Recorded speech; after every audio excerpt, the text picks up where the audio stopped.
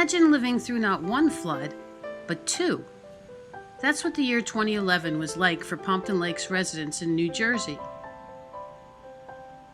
Let's take a look at what happened a year ago and how things are progressing today in 2012. Just another day, another dollar? Exactly.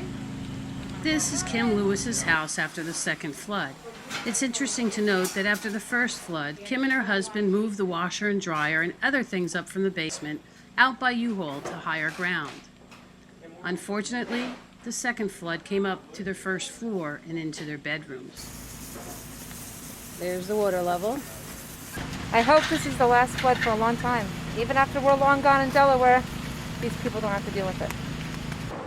When flooding occurs, everyone comes out of the woodwork to help. The government, the locals, volunteers. But what happens after the cleanup is done? What happens to the people who lived here a year later? Attention please. Power to the poles in the grid will be restored within 30 minutes. On the Ramapo River, more than any other river in town, the devastation was unbelievable. We had houses that have never flooded before that flooded in this storm.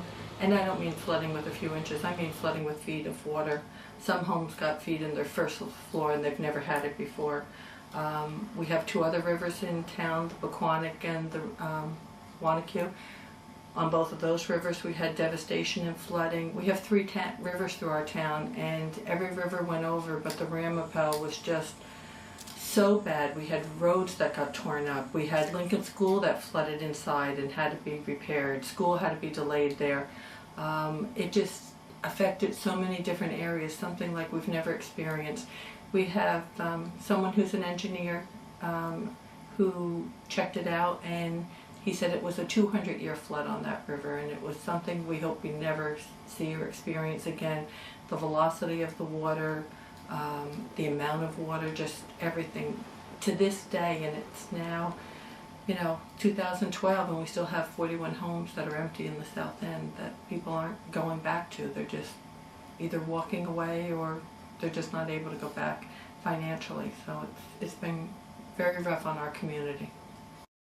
I'm glad to be back in my home, and to see it rebuilding. Rain has a different story behind it for me. A lot of people, when it rains, are glad they don't have to water their lawn. I think of rain and listen for the sirens for the floodgates to open. So I'm hoping that we get a break for a while, because I really don't want to go through this again. I can't say that everybody totally went away. I think they're all still a phone call away, but they're certainly not involved to the extent that they were, a while ago. The governor did have the task force. He has brought in he hired a special engineering firm to review the floodgates for us. There's a few things that's going on. The DEP has been excellent. I will say the state DEP has been excellent. They are in the process with the town and with FEMA of buying out about 40 homes, I guess, in Pompton Lakes in the South End. We just can't keep having our residents go through what they're going through.